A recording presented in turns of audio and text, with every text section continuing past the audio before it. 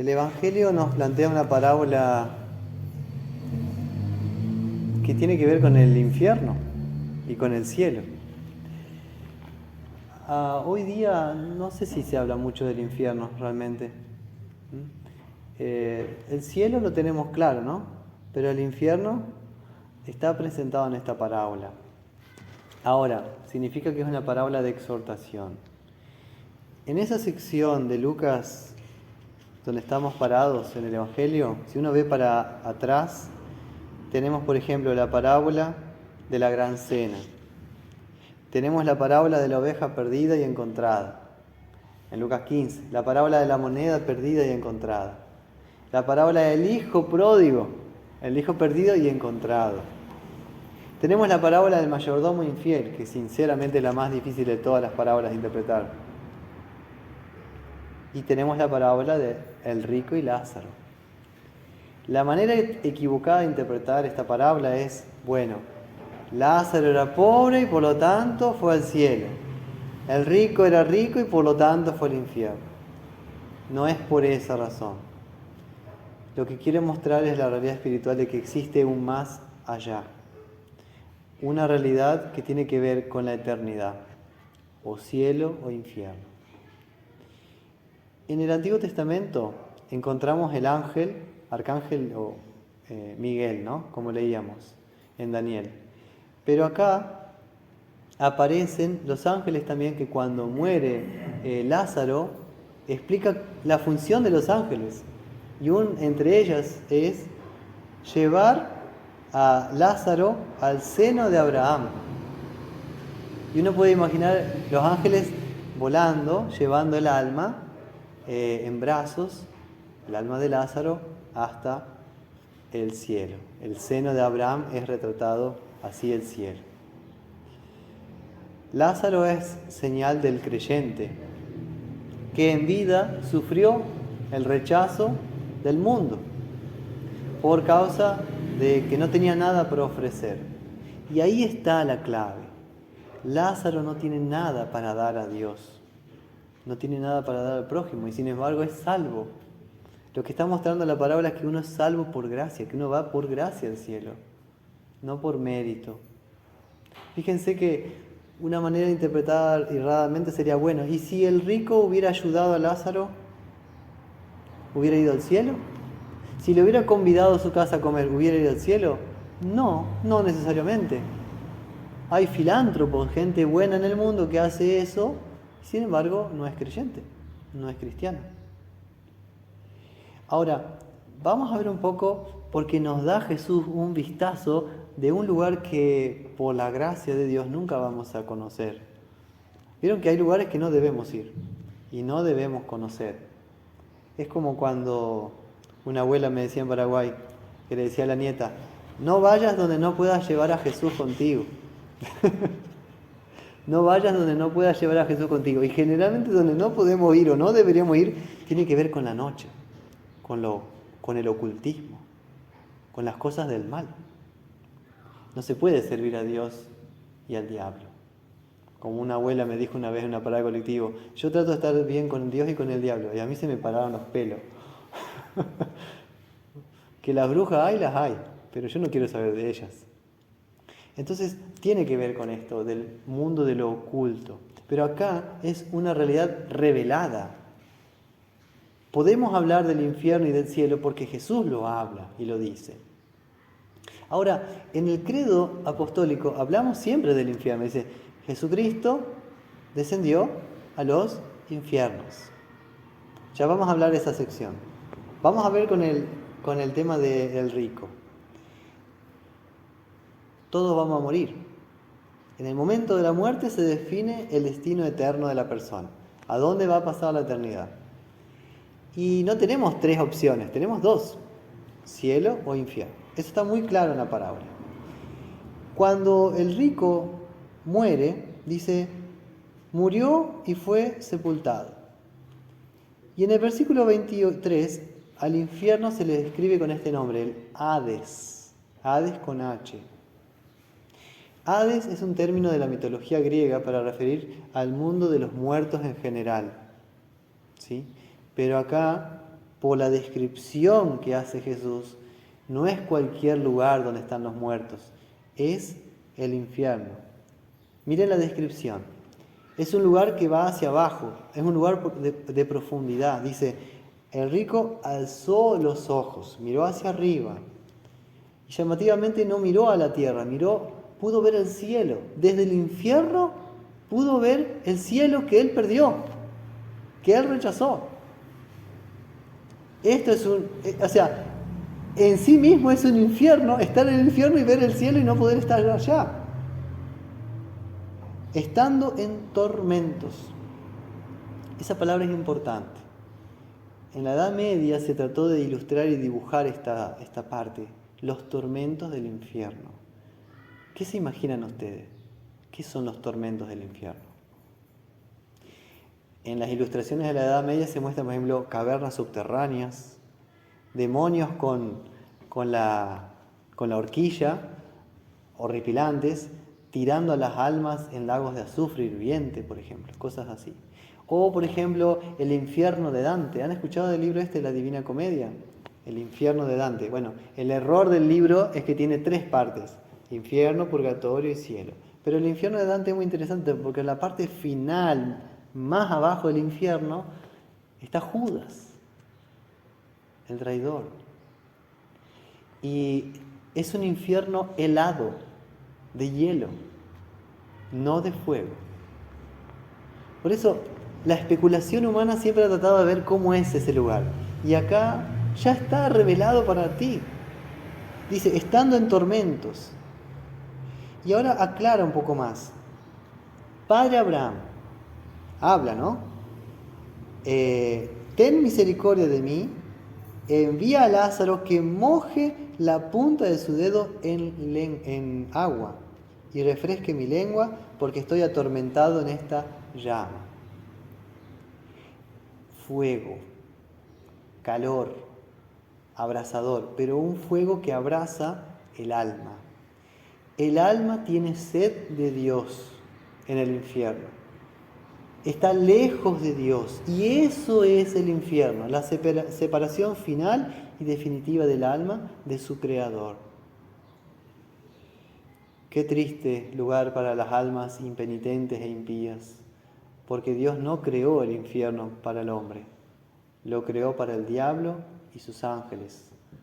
Ángeles que, a diferencia de Miguel u otros, no permanecieron en fidelidad y obediencia a Dios. Ahora, el diálogo continúa. Y a Abraham, en este diálogo que plantea Jesús, le dice algo. Acuérdate, recuerda que vos tenías tus bienes en vida y Lázaro sus males. Ahora este es consolado acá y tú atormentado. Abraham confirma la sentencia de Dios. No dice otra cosa más que lo que Dios ya decretó en el momento de la muerte. Consuelo eterno para el creyente, tormento eterno para el no creyente. Qué importante nuestra fe cristiana. Por más débil que sea, pero es fe. Por eso Dios da esta parábola, para exhortarnos realmente a creer que con Dios no se puede jugar. Y del gran valor de la fe en Cristo, aquel que murió, descendió a los infiernos como vencedor sobre las huestes infernales y resucitó vivo de la muerte. Esta realidad del infierno no puede predicarse sola, aisladamente, si no hablamos ahora del cielo. Porque si no, caeríamos en el miedo, la angustia y la desesperación. Este texto solo, sin hablar del cielo, es peor que una película de terror. Ahora, los tormentos inimaginables del infierno no se comparan con la gloria venidera que les espera a los creyentes. Y habla del consuelo. Dice, Lázaro es aquí consolado. El consuelo y la paz de estar con Jesús. Miren, nosotros creemos que el que está bautizado y cree en Cristo tiene vida eterna. No nos corresponde a nosotros juzgar qué pasa con el alma de una persona en el momento de su muerte, porque nadie lo sabe. ¿Qué pasó por su mente al final? Simplemente confiamos en la misericordia de Dios, de esa pobre alma, sea que estaba enferma o deprimida, o incluso más, bajo un tipo de depresión llamado depresión satánica. Dios tiene piedad también de eso. Y ustedes me dirán, ¿qué estoy diciendo? Es cuando la persona está acosada por el diablo. No es una depresión cualquiera. Ahora, este no es el caso del hombre rico. El hombre rico está peor que en una depresión, porque obstinadamente, presuntuosamente, orgullosamente le dio la espalda a Dios, a sabiendas del testimonio que Dios le daba a través de ese pobre Lázaro en la calle, en la puerta de su casa, todos los santos días. El pobre Lázaro, que los perros le lamían las llagas, no es otro más que Cristo. Cristo es ese hombre con llagas que sufre, que es echado afuera de la ciudad para ser crucificado. Y ahí está el secreto de la parábola. Es Jesús el que está representado en Lázaro. Lázaro, despreciado por los hombres, varón de dolores, contado entre los malhechores, entre los pobres de este mundo. Cristo, con su pobreza, nos enriqueció con la vida eterna. Por su muerte en la cruz, derrama su sangre para que tengamos vida eterna. Él mismo nos limpia a nosotros de nuestros pecados en el bautismo, para que también vayamos al cielo con Él y con todos los Lázaros de este mundo, para que también tengamos consuelo y paz eternos. Hermanos, en este mes de septiembre que termina, mes de la Biblia, si hay algo que recalca a Abraham, al hombre rico que está en el infierno, es la importancia de la palabra escrita de Dios para ser salvos. Dice, ante la propuesta alocada, absurda, de que Lázaro resucite de los muertos y les dé testimonio a los 5 hermanos vivos para que no vayan al tormento del infierno, sin embargo, Abraham apunta a la Biblia, a la Escritura, porque dice, a Moisés y a los profetas tienen, óiganlos. Y esto es también tremendamente importante. La fe viene por el oír y el oír la palabra de Dios. Ese es el medio de gracia que Dios da para ser salvo, la santa palabra de Dios, la que revela la misericordia del Padre que envía a este Cristo al mundo. El hombre rico, tan obstinado, aún atormentado en llamas, en su orgullo se anima a contradecirle al propio Abraham y dice, no, padre Abraham, pero si alguno fuera a ellos de entre los muertos se arrepentirán. ¿Qué quiere decir? No está ni siquiera arrepentido aún en el infierno. Tiene dolor, tiene contrición, pero no tiene fe. No confía en la palabra de Dios. Y a Abraham no le queda más que replicar. Si no oyen a Moisés y a los profetas, tampoco se persuadirán, aunque alguno se levantare de los muertos. No necesitamos que un muerto venga a hablarnos del infierno.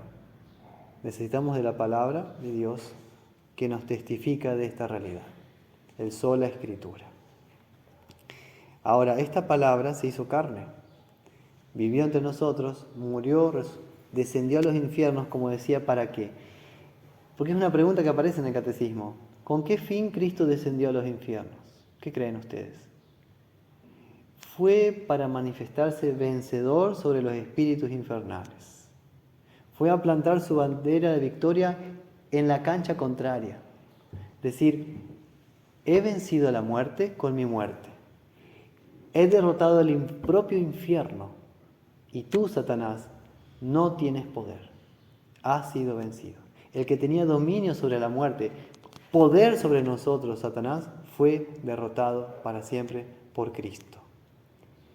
Ese día Jesús fue el diablo del propio diablo, en el sentido de que tuvo miedo indescriptible, que el propio Señor apareció victorioso y al tercer día resucitó. Ese es nuestro Señor Jesucristo, el que nos habla y que nos enseña esta parábola. Mantengamos esta realidad siempre presente de la eternidad, de la esperanza del cielo y prevenidos también y exhortando a otros a ser salvos de una condenación eterna por dureza de corazón, por burlarse de la palabra de Dios, por desconfiar del amor de Dios. En verdad, nosotros mismos estábamos perdidos, pero Dios nos ha lavado e incorporado a su reino para que vayamos también a la casa del Padre, al seno de Abraham, al regazo de Abraham.